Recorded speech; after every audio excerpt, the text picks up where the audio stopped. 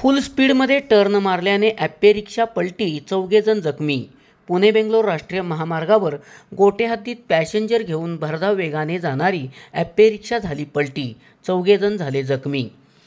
पुणे बेंगलोर राष्ट्रीय महामार्गावर रविवारी सकाळी 8 वाजण्याच्या सुमारास सातारा ते कराड लेनवर गोटेगावच्या हद्दीत पॅसेंजर घेऊन भरधाव ॲप्पे रिक्षा अन्नपूर्णा हॉटेल या टर्नला फुल स्पीडने टर्न मारल्याने चालकाचा ताबा सुटून पलटी झाली. यामध्ये ड्रायव्हरसह 3 पॅसेंजर गाडीमध्ये अडकले होते. त्यातील 4 जण जखमी झाले आहेत. जखमींमध्ये 2 पुरुष व 2 स्त्रिया यांचा समावेश आहे.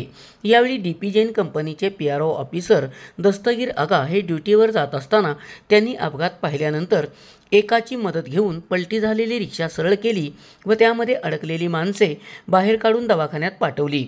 यामधील 2 स्त्रियांना जबरदस्त मार लागला आहे.